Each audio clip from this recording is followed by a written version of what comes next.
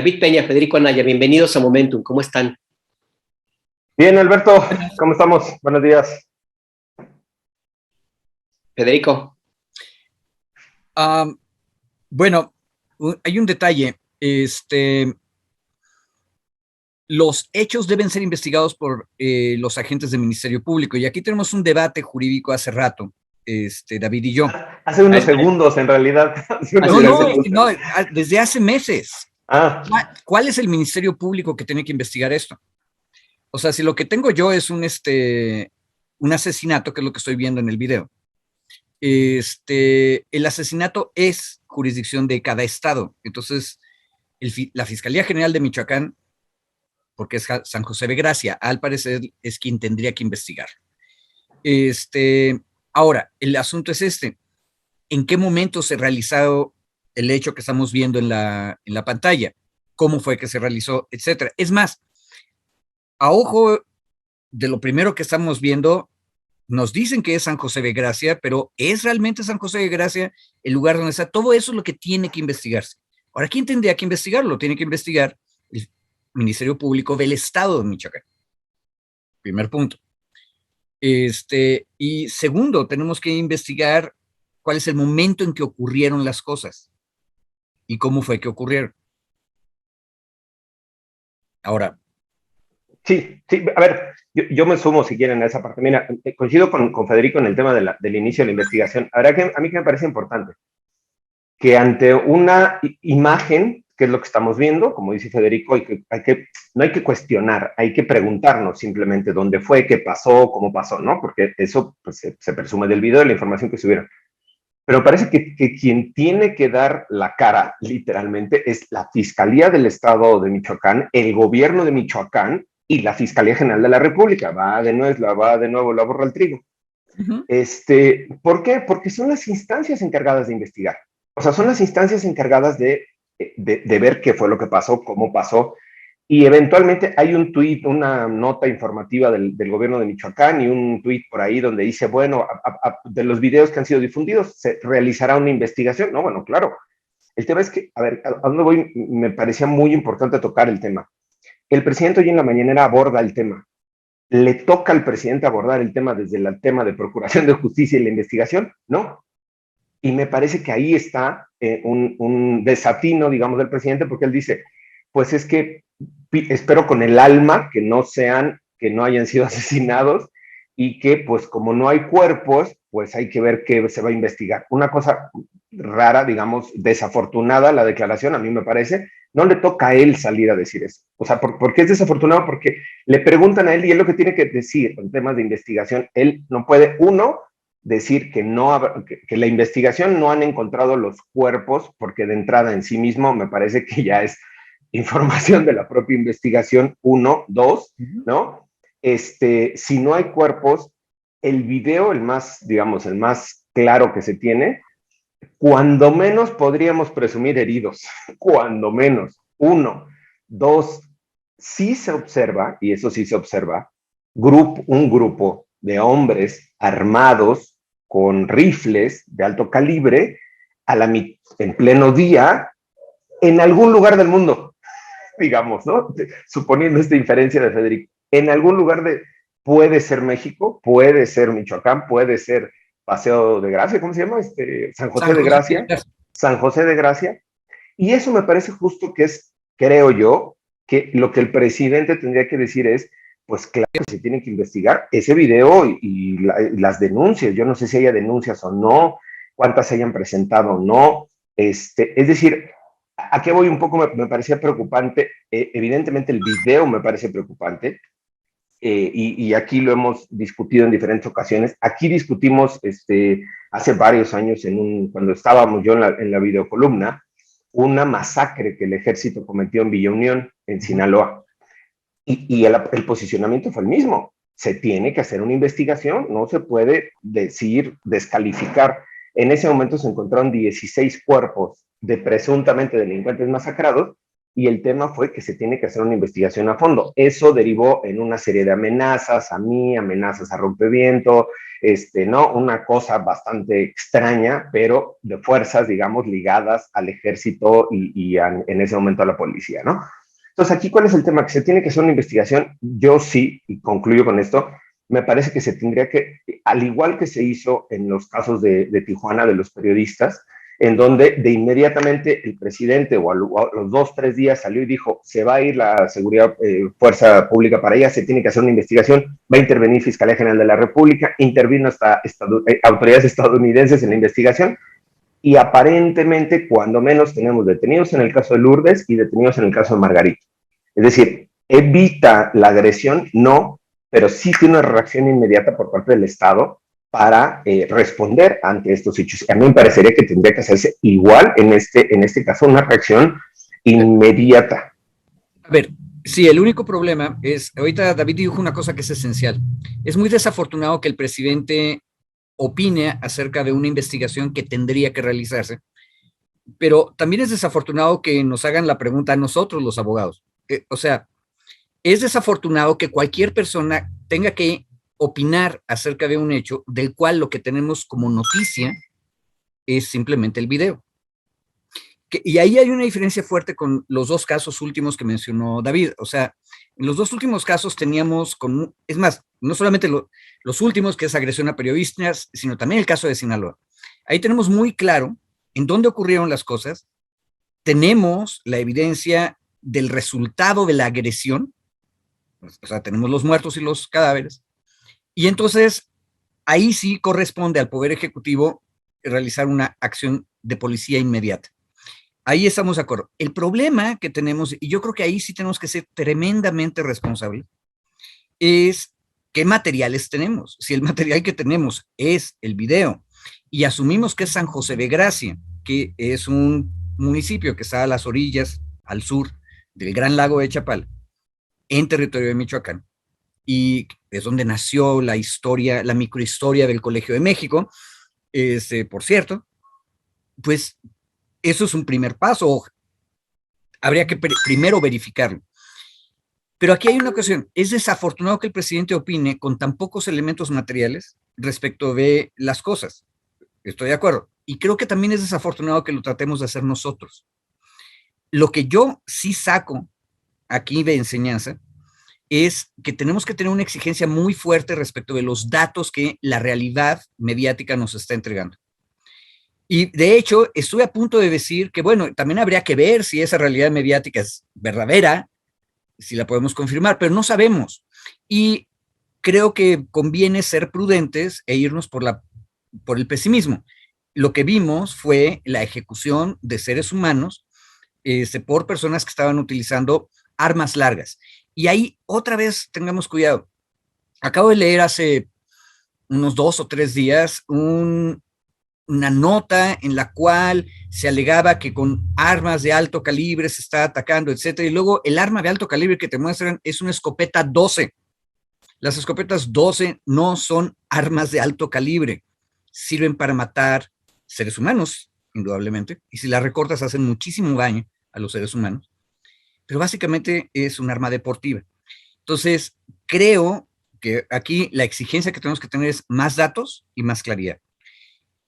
Ojo, y eso nos conecta con el siguiente asunto que nos planteó David, que es un asunto mucho menos sangriento, pero ahorita que lo voy pensando, tenemos exactamente el mismo tipo de datos. O sea, aquí tenemos un video que nos dice que hay una agresión con armas de fuego largas, todavía no sabemos si son de alto poder o de otro tipo, en contra de seres humanos en un lugar que al parecer es San José de Gracia. Pero en el otro lo que tenemos es a un abogado famoso por, desde antes de que estuviera en la prisión, ser corrupto y defensor de corruptos, que ahora dice que trataron de extorsionarlo para negociar su libertad por una banda de personas que estaban dentro de la administración pública, alrededor del consejero jurídico de la presidencia, Julio Scherer. Y, ojo, importa de dónde viene la nota. Viene desde la prensa hegemónica que está, como dijo hace un momento Alberto, un día sí y el otro también atacando. Ahí tenemos más o menos lo mismo.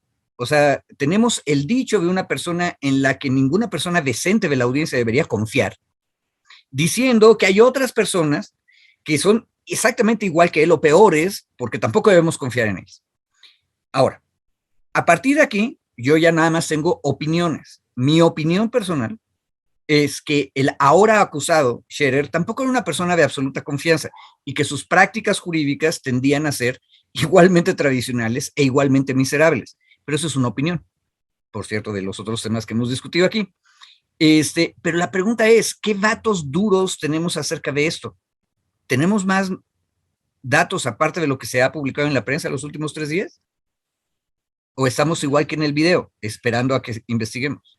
Yo nada más, digamos, para pasar a este otro tema y cerrar el anterior, estoy justo leyendo una declaración que acaban de hacer, una entrevista al vocero de la Fiscalía General de Michoacán, me parece importante, digamos, entre los datos, y él dice, se ha confirmado que ya que sí ocurrió el hecho ayer domingo en San José de Gracia.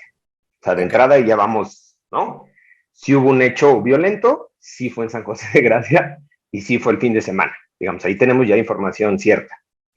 Dice el propio vocero, se ha confirmado también que la Fiscalía no encontró cuerpos.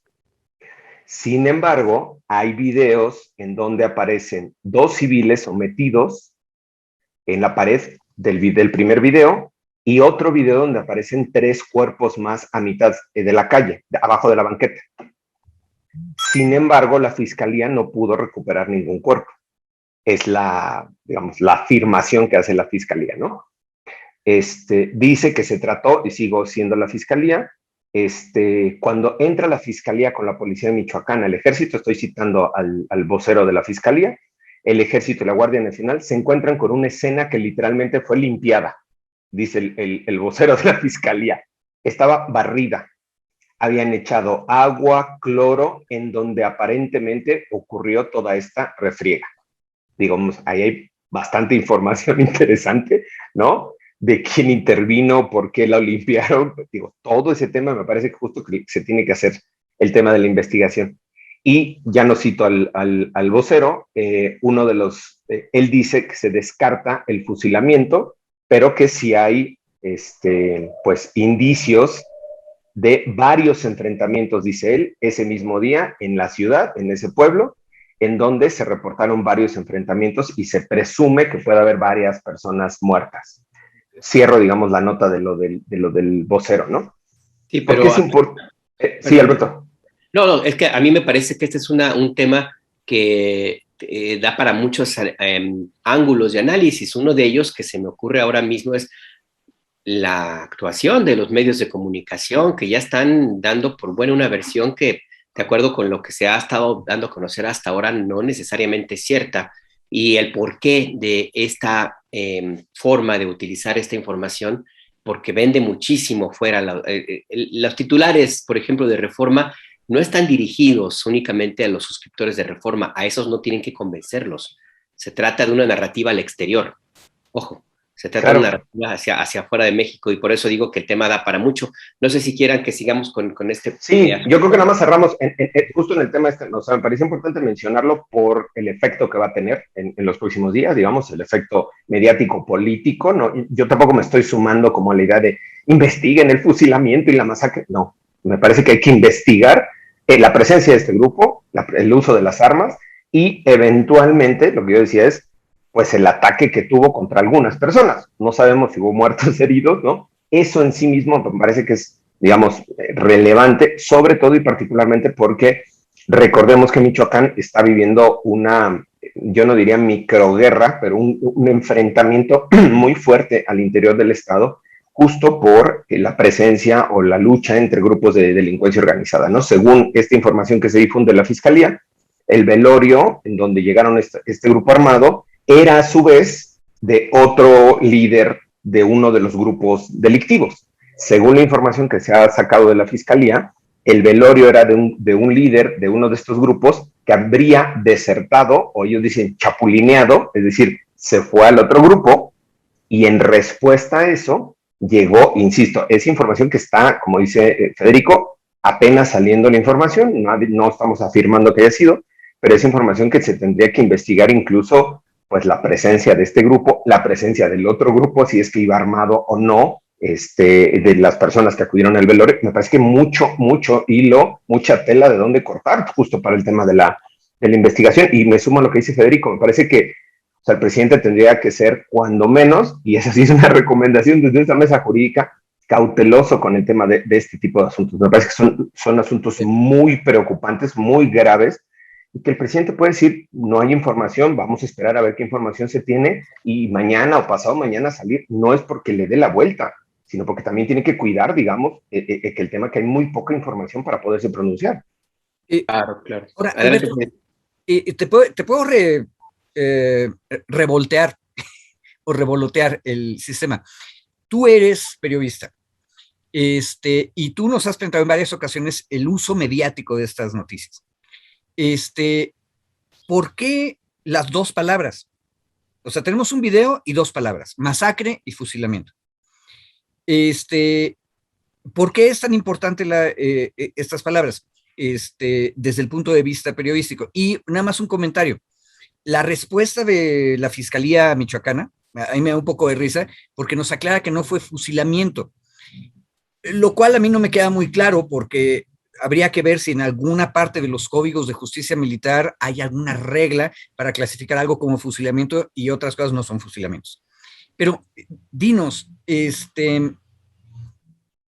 ¿cuál es el objeto de usar estas palabras? Porque eso es parte de la experticia del reportero, no tanto del abogado. Rapidísimo. Evidentemente que se trata de utilizar las palabras más escandalosas posibles, porque no es lo mismo. A ver, de entrada, se está planteando, masacres ha habido muchísimas, desgraciadamente, y menos ahora en estos años que en otros, pero siguen ocurriendo. Y en términos de la redacción de una presentación de una historia, el impacto que puede llegar a tener una palabra como masacre en términos de lecturas, por ejemplo, de clics en portales de Internet, es menor al que puede tener una palabra nueva. ¿A qué me refiero? Las personas, la audiencia ya se acostumbra a leer a ciertas palabras, frases, noticias, temas, y ya no los sigue, ya no los lee, pues. Entonces se trata de que te lean, de que te jalen, de que te den clic, y para eso necesitas llamar la atención del lector. Y entonces, ¿qué es lo que haces? Pues utilizas una palabra que sea diferente y que es escandalosa. Fusilamiento, por decirte algo. Entonces, de esta manera, pues sí tienes la posibilidad de que la gente te lea. Eso desde un punto de vista meramente del SEO, o sea, la maquinaria, el algoritmo, pues, con el cual Google hace las búsquedas para seleccionar qué tipo de información te presenta cuando tú pones algún tema en específico del cual quieres saber. Eso, digamos, sería lo más saludable posible en términos editoriales. Pero como están las cosas aquí en México, esto es básicamente un tema de crear una narrativa de que la violencia en México está hacia arriba en lugar de ir hacia abajo, en contrasentido de las cifras oficiales. Apenas hace unos días se presentaron los datos sobre el índice delictivo en el país, y pues no eran tan negativos como ahora mismo se puede llegar a presentar. ¿Y por qué lo digo? Porque el mismo texto, la misma forma de presentarlo se presentó en casi todos los medios. Y ojo, hubo algunos, como López Dóriga, que le metieron ya, ahora sí bien descarado, pues ese tema de crear la narrativa anti postura oficial, que dijo: abrazos, no balazos, fusilan a 17. Es decir, ya claramente una intencionalidad política de cuestionar la estrategia de seguridad del presidente López Obrador. Y yo insisto, ¿hacia dónde? ¿Hacia México? Pues sí, por supuesto, para crear zozobra, escándalo, la idea de que el presidente López Obrador está perdiendo el control de la seguridad y de que a cualquiera le puede pasar. Pero también en un momento en el cual la narrativa de violencia y la palabra fusilamiento que se utiliza en conflictos armados, pues puede ser muy atractiva cuando hay un conflicto en Ucrania, por ejemplo, y cuando la sensibilidad política de los think tanks y de los lobistas y de los gobiernos extranjeros está muy sensibles a este tipo de situaciones. Entonces, pues sí, este es un mensaje para México, sí, pero también para afuera, para mandar el mensaje de que Andrés Manuel López Obrador, el presidente de izquierda, pues tiene una guerra interna también, como para decir, no nada más es Putin, también es López Obrador. Así lo veo yo. Pero bueno, si les parece, pues pasamos al siguiente tema, porque ya consumimos algún tiempecillo. David, si nos das una introducción de qué estamos hablando. Juan Collado, hay una audiencia hoy, ¿de qué se trata? Una introducción y luego ya seguimos con este punto. Mira, Alberto, hace creo que como 2 o 3 semanas colocamos este tema aquí en la mesa, me parecía muy importante, lo propuse yo igual en el chat del domingo, el sábado, yo no me acuerdo, que estuvimos viendo cuáles eran los temas de la semana relevantes, y justo me parecía importante, lo colocamos, creo que sí hace como 2 o 3 semanas, porque se había filtrado ahí información de la Fiscalía General de la República. Otra vez, ya no voy a seguir insistiendo con la Fiscalía, pero se había filtrado información, no era información en un boletín, en un comunicado, se había primero filtrado información sobre varias investigaciones que estaría realizando la Fiscalía General de la República sobre, digamos, yo no lo calificaría tampoco como red, pero sí sobre varios grupos o varios bufetes de abogados que habrían en ese momento estado coaligándose o reuniéndose para ofrecer no solo servicios legales, sino favores, entre comillas, políticos, o favores jurídicos, ¿no? Ponerlo así. Y me parece importante el tema, y lo discutimos aquí justo porque creo que un día o 2 días después de que se filtró esa información, ya la Fiscalía General de la República salió con un boletín a decir que se había judicializado uno de esos casos. Es decir, en ese momento creo que eran 6 denuncias las que se tenían computadas. Una de ellas ya había procedido a la judicialización, es decir, se le había pedido a un juez de control que citara a las personas investigadas para que se realizara una audiencia inicial, que es digamos, su nombre lo indica, es la primera del proceso, en una audiencia donde se les formulara la imputación, es decir, se le dice frente al juez a estas personas, oye, fuiste investigado por estos delitos, al parecer tenemos estos datos que presumen que se cometió este delito o ciertos delitos, y entonces tú, pues, defiéndete, digamos, ¿no? En estricto sentido. Ahí lo que el juez puede hacer es, si esos elementos son suficientes, pues, el día de hoy, o en 3 días, o en 6 días, dependiendo del plazo que pidan los abogados, podrá vincular a proceso o no. ¿Qué implica la vinculación a proceso? Pues eso, que le dice, mira, vamos a tener un plazo para que el Ministerio Público siga investigando, para que tú te defiendas o te puedas defender, pero mientras en ese plazo tú estás sujeto a investigación, digamos, sujeto a un proceso con este juzgado. Entonces, ahí se dictan algunas medidas, no puedes salir del país, no puedes salir de la ciudad, te tienes que presentar aquí, bla, digamos, ese es como el paquete. El día de hoy se celebra la primera audiencia precisamente de uno de estos casos que ya están judicializados contra 3 abogados, Isaac Pérez, Araujo, y contra otro abogado, no recuerdo, ahorita busco el tercer apellido de uno de estos abogados. ¿Por qué el contexto, digamos, es importante? Porque estos abogados están siendo señalados por varias personas de haber orquestado, pedido o participado en una serie de actos de corrupción o de incluso chantaje, de extorsión,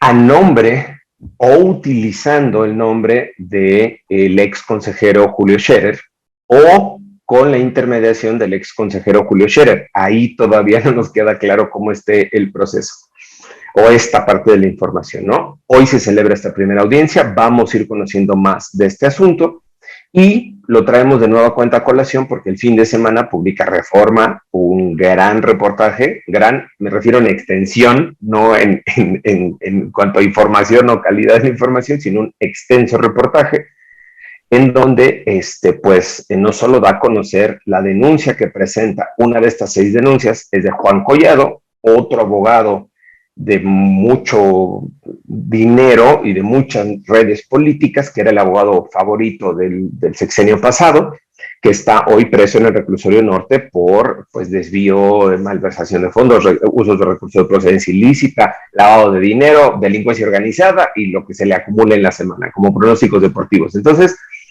es importante, digamos, conocer esta parte de la información, sí, ad cautelam, diríamos los abogados, o sea, hay que tener cuidado porque justo quien está, digamos, filtrando, dando esta información, pues es el propio Collado o su familia de Collado, entiendo yo, porque tiene detalles de reuniones personales entre los hijos de Collado y gente cercana a Julio Scherer, que solo podría tenerse, y es inferencia mía, que solo podría tenerse si se tiene información directa de la familia de Juan Collado. Entonces, tiene un mensaje político la nota, tiene una intencionalidad, sí, pero más allá de la intencionalidad me parece que es un caso muy importante porque pues justo lo que está evidenciando, cuando menos, no sé Federico, evidenciando es que existía o existen elementos para presumir que hay esta, insisto, yo no llamaría red, pero sí estos acuerdos o estas negociaciones entre abogados, entre estos despachos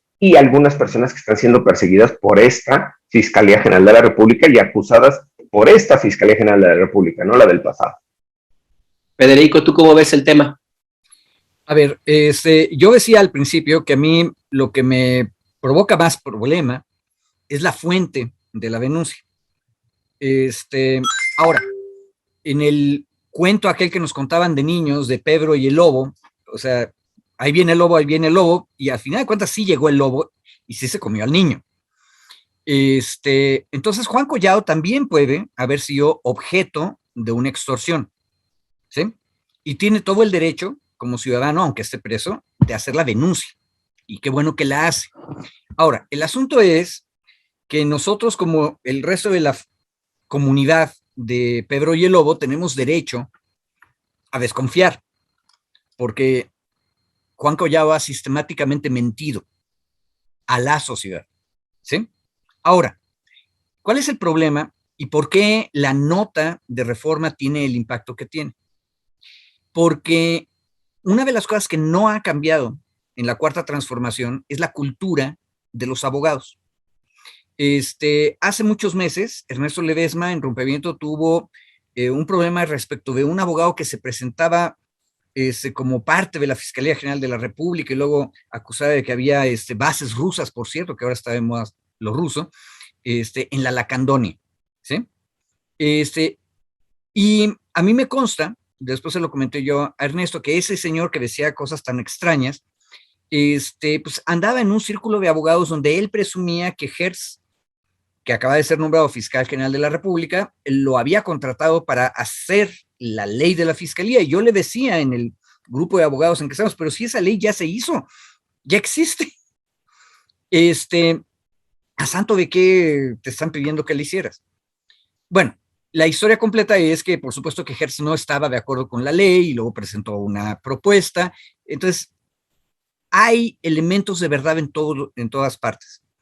Pero el problema, que es a mí lo que más me preocupa, es que es perfectamente posible que dentro del entorno del consejero jurídico de la presidencia se les haya ocurrido que se valía no ir a recuperar el dinero, que eso sí se vale. Y por ejemplo, aquí hemos discutido cómo Pemex, que es la afectada, fue en el caso de Ancira y negoció con Ancira el retorno de el dinero que se le había afectado a Pemex y llegaron a un acuerdo, por cierto, que ni siquiera se había enterado el fiscal general de la República, ¿sí? Eso se puede hacer y se puede transparentar, pero el problema es que también puedes hacer ese tipo de negociaciones en lo oscurito, y eso es lo que está diciendo Juan Collado que ocurrió. Ahora, se tiene que investigar y se tiene que investigar en serio, y ahí, igual que David, yo tengo una duda gigantesca respecto de las capacidades investigativas de nuestro fiscal general de la República. ¿Por qué? Porque parece él mismo estar metido en la más antigua de todas las culturas jurídicas. Vean si no la venganza sistemática que le ha aplicado a miembros de su familia en una serie de casos. O sea, el compañero Hertz utiliza la fiscalía como se utilizaban las procuradurías de antaño para vengarse de sus enemigos. Si esa es la línea con la que se va a investigar esto, estamos perdidos, porque en este callejón oscuro, donde no sabemos si es verdad lo que Collado está diciendo o hasta qué nivel es verdad, ¿quién va a tener una linterna para echar luz acerca de lo que realmente está ocurriendo? Y un último detalle de técnica jurídica, Alberto. De hecho, de acuerdo con las notas que sacó la prensa sobre este asunto, Juan Collado ya le solicitó al fiscal que se le aplique en su beneficio un criterio de oportunidad. O sea, él está diciendo, aquí hay unos otros delitos, yo te voy a ayudar a meter a la cárcel a estas otras personas, y es una cosa muy interesante, y entonces redúceme a mí la acusación a cambio de este asunto. Ahora, ya dije que esto es un callejón oscuro, que no podemos confiar en Juan Collado, que tampoco podemos confiar en el fiscal que está investigando, pero hay una virtud en el sistema angloamericano que es el que estamos viendo ahorita, que es que yo negocio con los criminales para que entre ellos se acusen. Y es que, como no existe realmente la ética entre ladrones, la sociedad sale beneficiada cuando empiezan a acusarse entre ellos. El único problema es que necesitaríamos tener un fiscal que realmente pueda distinguir y discernir cuáles son las cosas que realmente valen la pena y cuáles son las cosas donde hay materialidad en la acusación. Porque si no, el problema es que la élite mexicana, tremendamente corrupta, van a terminarse inventando delitos los unos a los otros y no vamos a llegar a ninguna parte. Salvo a donde todo el mundo querría llegar. O sea, Juan Collado, vamos a suponer que fuera verdad lo que dice la prensa de derechas, Alberto. Todos son iguales. Bueno, si todos son iguales, lo que le conviene a todos es que todo el mundo se acusa horriblemente y luego no nos enteramos de nada. Es la impunidad para todos. Sí, yo sobre ese tema, digo, primero, ya tengo aquí el dato, es los abogados que están citados para la audiencia el día de hoy son Juan Antonio Araujo Rivapalacio, César Omar González Hernández e Isaac Pérez Rodríguez, así como otra persona que es, entiendo, un financiero, no es abogado, David Gómez Arnau, financiero y representante del grupo Afirme. ¿Cuál es, digamos, otro de los hilos que podemos sacar de esta información? Primero, que decíamos nosotros hace 2 semanas que era de estos despachos de renombre raro, ¿no? Este despacho es Araujo González, Peime Robledo y Carrancá, de los que conforman este despacho, varios de los nombres así, ya saben, de estos abogados que cobran caro. Y en esta información que se está dando a conocer, y como me sumo a lo que dice Federico, hay que tomarlo con reserva y con cautela de quién está dando la información, el medio, y de quién es la información, que es Collado, que no es menor, digamos, los dos datos, ¿no? Pero dándole cierta credibilidad a esa información, a diferencia de lo que discutíamos hace 2 semanas, en donde incluso yo tenía como la prudencia aquí de no señalar a Scherer, sino yo señalaba y decíamos presumiblemente utilizando a Scherer o presumiblemente a nombre de Julio Scherer. Aquí, insisto, con la cautela que debemos de tener por quién viene la información y dónde viene, hay señalamientos directos contra Julio Scherer. Digamos, la diferencia de lo que pasaba hace 2 semanas o 3 que no teníamos esta información, hoy es que cuando menos en la denuncia de Collado, hay señalamientos expresos a la intervención de Julio Scherer. Y 2, en la segunda parte de este reportaje, que ya me corrigieron que no es gran reportaje, sino extenso reportaje, yo lo aclaré, pero bueno, me volvieron a hacer la aclaración en el chat de este extenso, largo reportaje, es que cuando menos en varias ocasiones, en 3 o 4 ocasiones del listado de reuniones que yo vi, se juntaron o se reunieron hijos de Juan Collado directamente con Julio Scherer. Insisto, es otra vez información que está dando la propia familia con un discurso y contacto. Pero cuando menos aquí en este asunto o en este hilo de la investigación, sí hay ya señalamientos directos contra Julio Scherer y que Julio Scherer tuvo conocimiento, de acuerdo a la información, conocimiento de lo que se le estaba ofreciendo a Juan Collado al interior de la cárcel. Entonces, ¿a dónde nos lleva? Claro que es una beta de información muy importante. Tenemos que ver cómo se están procesando las otras denuncias y con esto cierro, si en el mismo paquete de esta acusación, de esta imputación de la investigación de la Fiscalía estaba Araujo, González, Pérez y Gómez Arnau, ¿por qué la Fiscalía no judicializó contra Julio Scherer? Digamos, esa es otra pregunta. Si la Fiscalía hoy encontró datos suficientes para imputar hoy, el día de hoy, contra estas 4 personas del mismo esquema donde estaría operando Julio Scherer o quienes operaron para Julio Scherer, yo no sé hasta dónde vaya la imputación de la Fiscalía. La siguiente pregunta sería, ¿por qué la Fiscalía no imputó en esta audiencia inicial también contra Julio Scherer. Y es pregunta, insisto, para saber de cómo lo está haciendo la Fiscalía y de lo que se conozca hoy en la propia celebración de la audiencia. Pues sí, es una buena pregunta, Federico. De hecho, sí, en ese punto, leyendo la nota de Reforma, ojo, falta mucho para que nuestros reporteros empiecen a ser más claros a la hora de redactar, porque se van dando los datos y siempre la cosa es muy circular. Salvo las reuniones que al parecer sí tuvieron familiares de Collado con el fiscal, en todos los casos se presentan a esos 3 abogados que están ahorita imputados como gente que dijo que venía en nombre de Scherer. Eso sí queda muy claro en el reportaje. O sea, ¿de qué acusan a estas personas? De haber hecho estas intentos de extorsión, propuestas indecorosas en el sentido de te ofrecemos y te garantizamos a nombre de Julio Scherer la libertad a cambio de que tú entregues las acciones de un grupo Libertad por Libertad. Incluso ese es uno de los balazos de la nota periodística.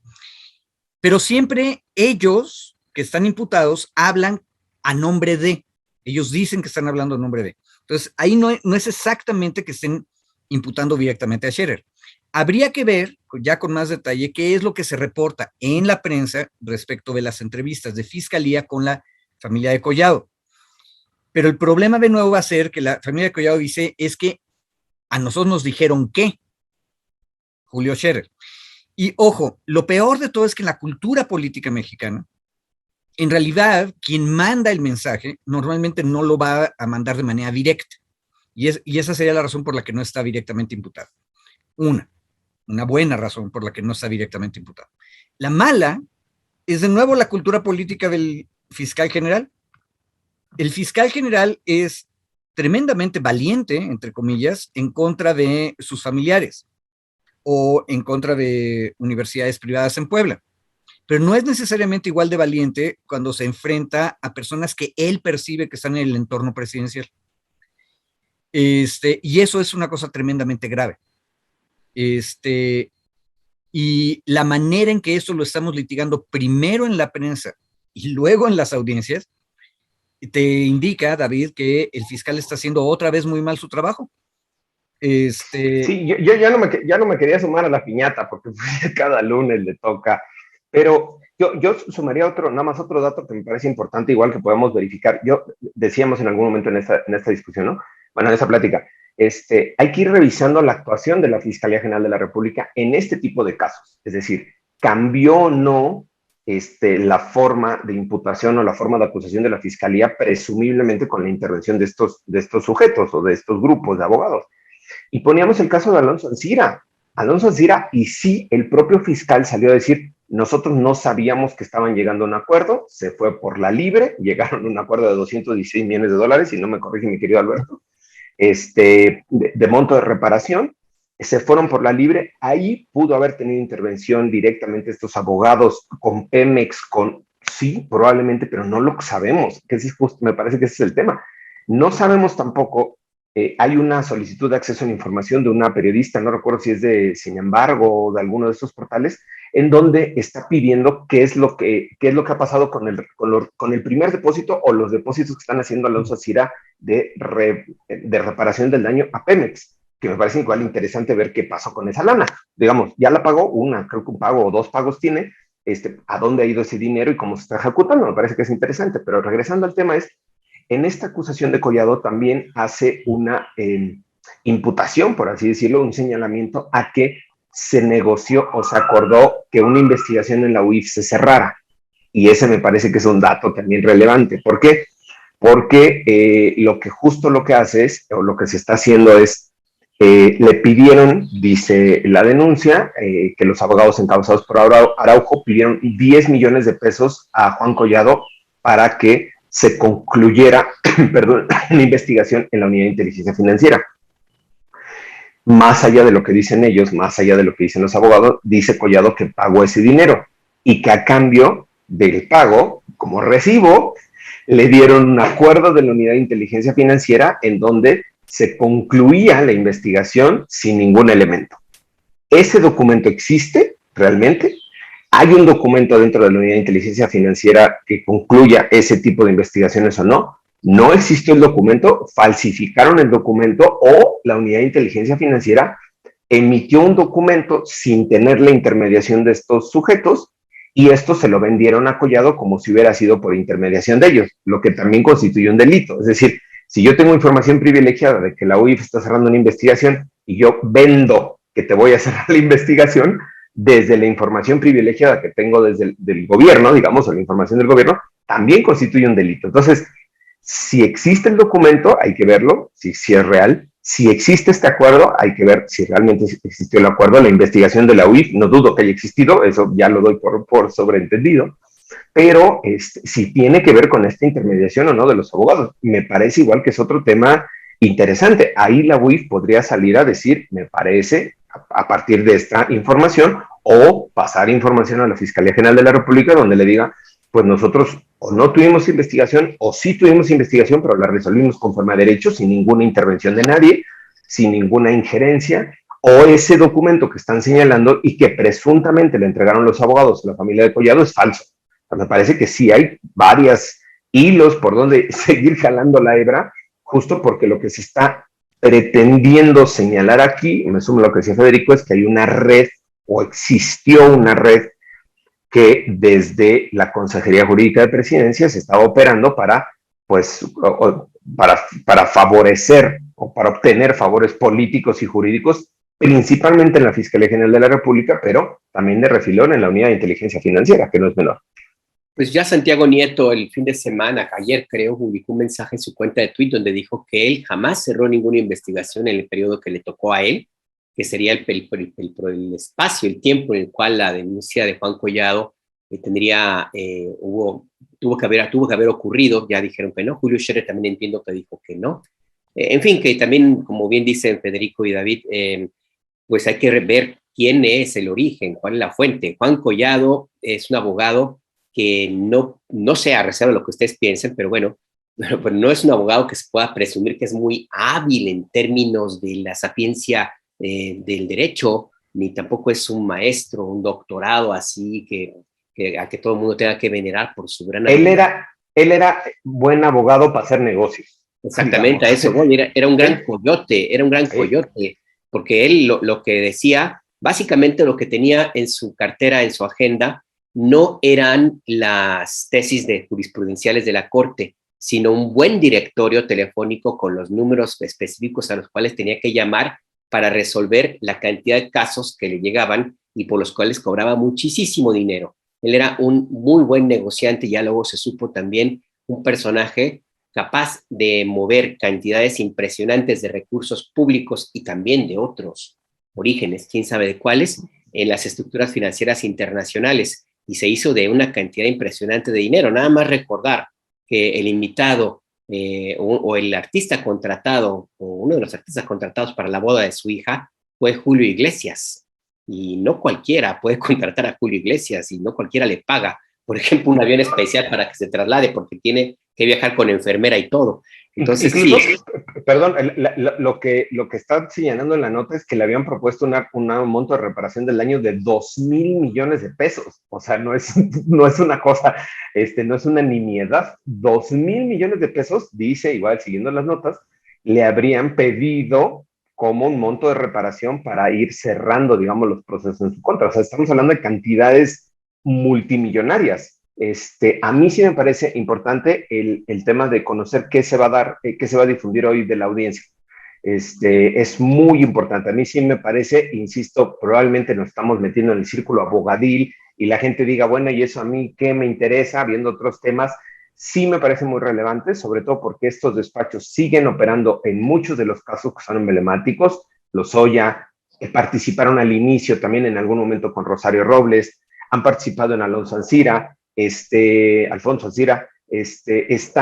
participando estos despachos también en el caso de Gómez Montt y de Martínez Puga, es decir, son casos relevantes en términos políticos, en términos mediáticos, relevantes en términos del combate a la corrupción Y me parece por eso importante que estemos analizando justo que estos casos que han sido importantes como estandarte, digamos, del combate a la corrupción, pues ahora estemos cuando menos conociendo, sin afirmar nada, conociendo que las prácticas que tuvieron estos abogados, pues no son, digamos, las más éticas, cuando menos, ¿no? sin hacer ninguna violación a la presunción de inocencia, ¿no? Cuando menos que no son muy saludables en términos de transparencia, que son poco éticas incluso. Nada más si se lograra desentrañar lo que significa la construcción de intereses y redes que lograron abogados como Juan Collado, Diego Fernández de Ceballos, su despacho y otros también de mucho prestigio, se puede entender mucho de, por ejemplo, despojos de mineras, despojos de playas, despojos de bosques, despojos y construcción de desarrollos y emporios turísticos enormes, Bahía de Banderas, por ejemplo. Se puede entender una buena parte de dónde viene la liga de la entrega de bienes del país, de bancos, de cadenas comerciales, en fin. Estos abogados, o sea, no es nada más un caso judicial, así lo entiendo yo, no nada más un conflicto político, es que estos están ahí en el corazón de la construcción del sistema de raterías, del sistema de corrupción que se ha construido en una buena parte de este país, Federico. Literal. Alberto, precisamente por eso a mí lo que más me llama la atención de este caso es la cultura de los abogados.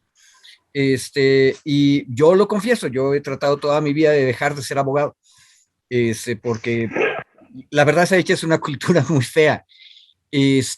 Tú acabas de decir casos emblemáticos, pero veamos cómo esta administración federal ha tenido que lidiar con ese tipo de prácticas y a veces sale muy raspada.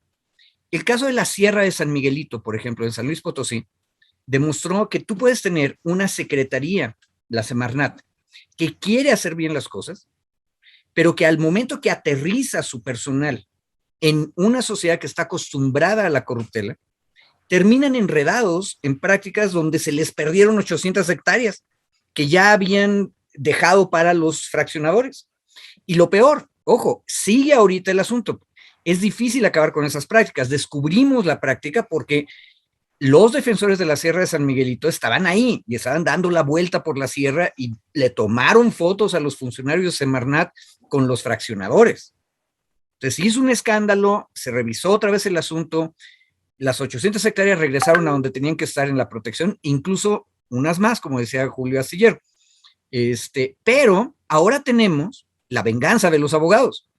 Hay una serie de amparos de parte de los ejidatarios que habían sido corrompidos por los fraccionadores que están pidiendo amparo o que los indemnicen por algo así como 2,000 o 4,000 millones de pesos por ganancias que dejaron de obtener por la construcción de los fraccionamientos.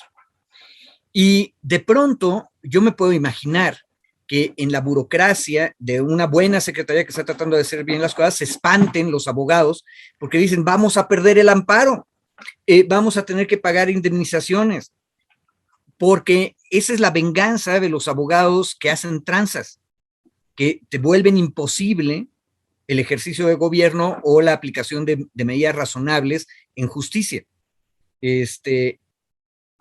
No son enemigos pequeños. Ahora, en el caso de Semarnat, y por eso lo traje a colación, tú puedes ver con toda claridad desde los dos secretarios que había ahí, ahorita está Albores y antes estaba el compañero Toledo, hay una intención muy clara de hacer bien las cosas y aún así se tropiezan las burocracias. ¿Cuál es el problema? La consejería jurídica en la época de Scherer no terminó de ser clara. Y yo estoy completamente seguro que Estela Ríos González la está llevando de una manera mucho mejor y más clara que antes. Pero, ¿cuál es el problema? ¿Quién nos asegura que vamos a desentrañar, gracias a este caso, redes corruptas? ¿Hertz Manero? O sea, por eso le tenemos tirria a David y yo, porque no nos ayuda mucho su manera de aplicar el derecho en las cosas. Y por eso es tan importante en el arreglo de Ancira con Pemex que se transparente si sí está pagando, cómo está pagando, etcétera. Creo que hay que estar atentos en esto, Alberto, y también con lo que tú nos explicaste ahorita, Alberto. Estamos aparte en una guerra mediática. ahorita el mensaje que nos están dando es todos son igual de corruptos. Yo lo que estoy leyendo es, los abogados tenemos, abogados y abogadas, una cultura de corrupción tremendamente arraigada de siglos y tenemos que luchar en contra de ellos. Por eso hay un dicho que dice, entre abogados te veas, y es una maldición, ¿sí? Entonces, tenemos que usar estos casos para limpiar nuestra profesión y para exigirnos transparencia. Yo me gustaría contestar uno de los mensajes que están en el chat. Dice Salvador Luna, lamentables las suposiciones de nosotros. Dice, hay que esperar a que la fiscalía haga su trabajo. Eso es justo lo que estamos diciendo, mi estimado Salvador. O sea, estamos basando en información que ya dio a conocer la fiscalía sobre la imputación de estos abogados y de este financiero. Ahí hay un tema, digamos, no son suposiciones nuestras, sino a partir de la que la propia fiscalía ya dio a conocer, ¿sí? 1. 2, lo que estamos nosotros señalando es una denuncia que está presentada ante la Fiscalía General de la República y estamos cuestionando la veracidad de esa denuncia, pero no podemos cuestionar que no exista la denuncia, porque la propia Fiscalía ya salió a reconocer que existe la denuncia. Es decir, las suposiciones que nosotros estamos haciendo no son suposiciones. Lo que estamos intentando hacer el análisis es justo de esta información, precisamente porque la Fiscalía no da la información, que es esto que decía Federico. Esperaríamos que la Fiscalía sea la que nos tenga que estar informando y no nosotros intentando hacer el rompecabezas de dónde y quién falta y qué pieza falta, porque justo la pésimo sistema de comunicación que tiene la Fiscalía, pues lo único que nos deja es hacer este tipo de análisis y de conjeturas, porque no nos da información cierta. Por eso insistía yo, y cierro el comentario a Salvador, hoy yo decía, lo que hoy se dé a conocer por parte de la Fiscalía va a ser muy relevante para saber por qué y con base en qué está haciendo estas imputaciones, ¿no? Me parece, digamos, que esa es como la intención de la mesa, colocar el tema y pues estar pidiendo más información para tener posibilidad de hacer un análisis más profundo. Y yo agregaría otra cosa, tenemos que preguntarle a las otras dos instituciones jurídicas que están involucradas en este caso, ¿qué es lo que sabemos? No basta que Santiago Nieto, que ahorita es un ciudadano privado, nos diga que él hizo o no hizo una cosa. Necesitamos que la UIF, que es Pablo Gómez, nos diga exactamente qué sabe acerca del asunto o si ya intervino. Capaz de que no nos puede decir todo porque es un proceso, pero la palabra de gente en la que sí podemos confiar de manera absoluta, como Pablo Gómez o como Estela Ríos en la Consejería Jurídica de Presidencia, ayudaría mucho a aclarar las cosas.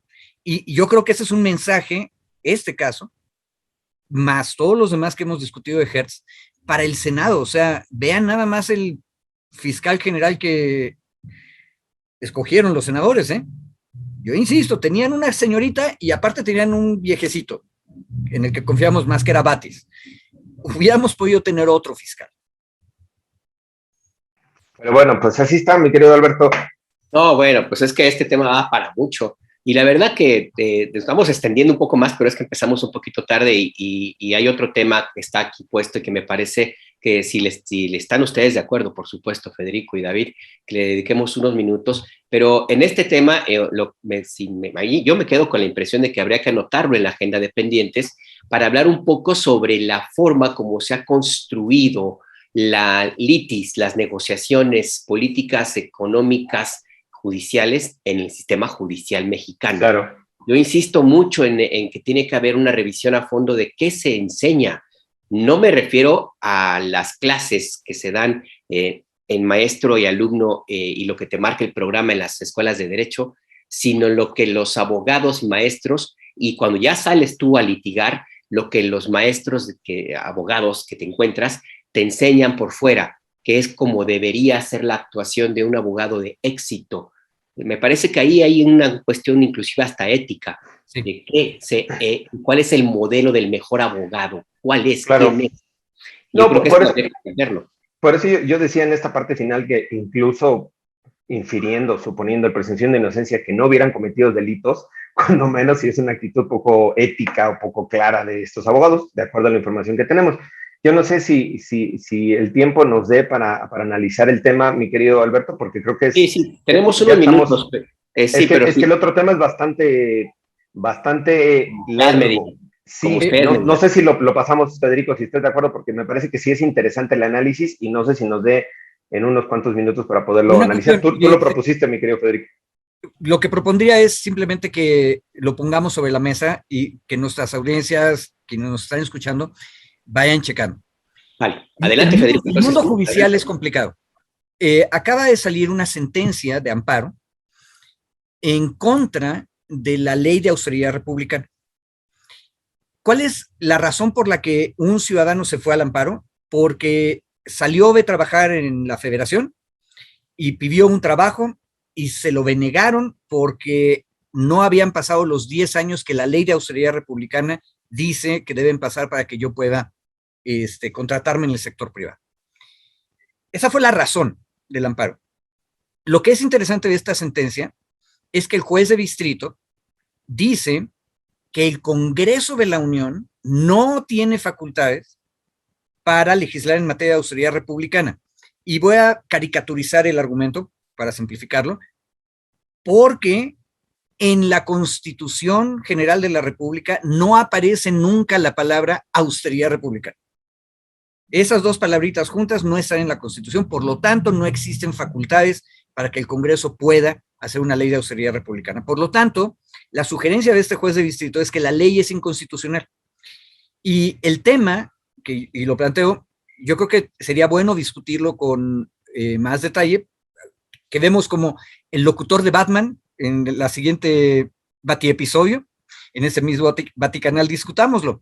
Pero el problema es el juez en su sentencia se avienta a decir que no importan las elecciones, no importa que el mandato popular en la democracia diga que hay que combatir la opulencia y que hay que apoyar la idea de una austeridad republicana. Como la palabra austeridad republicana no está en la Constitución, es inconstitucional por hacer una ley de austeridad republicana.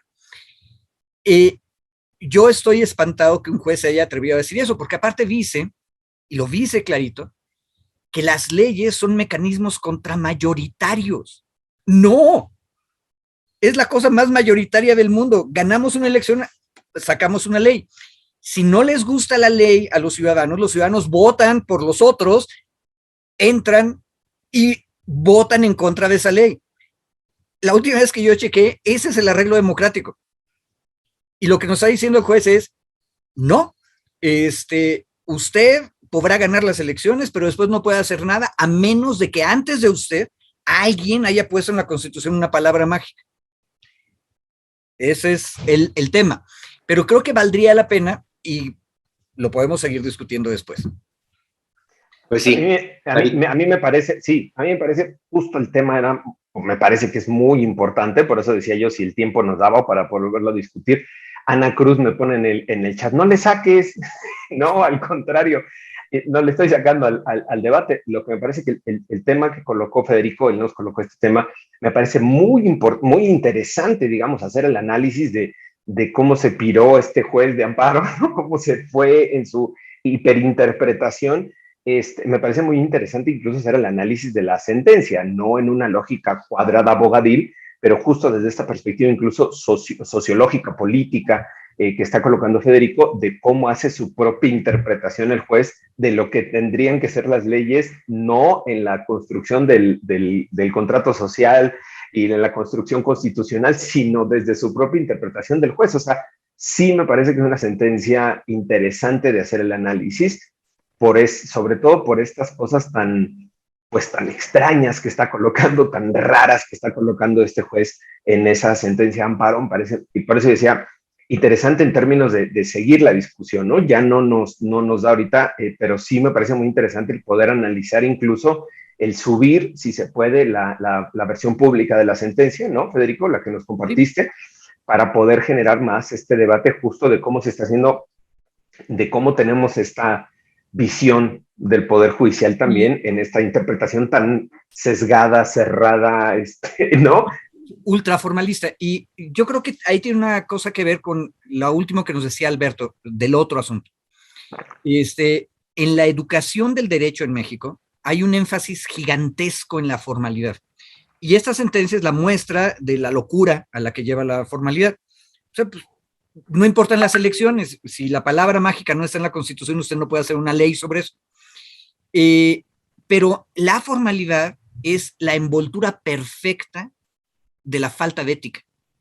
O sea, tú puedes estar haciendo el mal, puedes estar corrompiendo la justicia y al mismo tiempo cumplir con las formas. Entonces todo se ve perfectamente bello y bonito desde afuera.